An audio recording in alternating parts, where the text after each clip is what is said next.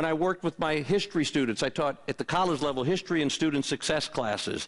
And I made a promise to my students the first day of every semester.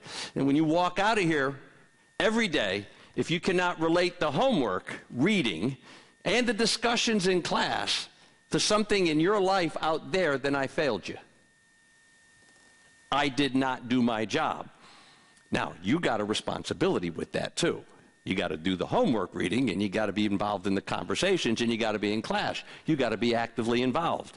And so as we go through all of this with reflective thinking, giving them time to understand what they're doing rather than just fire hosing them. And all of these 7 basic principles that connect throughout the curriculum. So what I'm going to do for the remainder of this session, focusing on the students, for those who choose to or are able to come to my second session, that session's all about you. It is all about the professional. It's all about taking care of yourself. This is taking care of business with the students. And so I use the acronym of the 7 R's for student success. These also are on the handout page at the top. It's relationships. That to me is number 1. We have to establish a relationship. Not a buddy-buddy, but a relationship. You're a human being, and I acknowledge you for that. And I expect the same. Resources.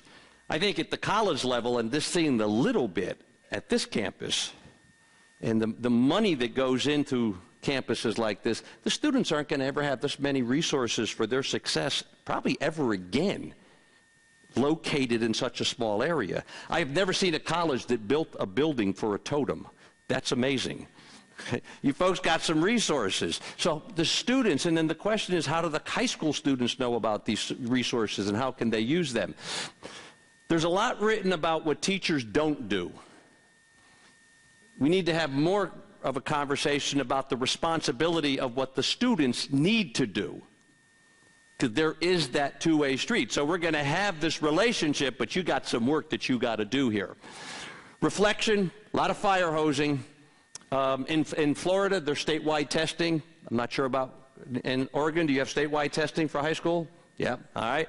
And I know the teachers are under a lot of pressure. There's a lot of standardization of what they have to do, and where they have to be at a certain time. And so there's a lot of fire hosing. Do they have time to reflect on what they're learning and connect it to their lives? There again is the relevance. I use the term rainbows for their dreams. Again, Andy, what he was talking to me about in woodworking, I believe, and then connecting students to that. And sometimes students that never even thought of anything because there are no role models beyond how do I get through a day, beyond academics again. And then the whole idea of resilience. How do we help them to continue to move on?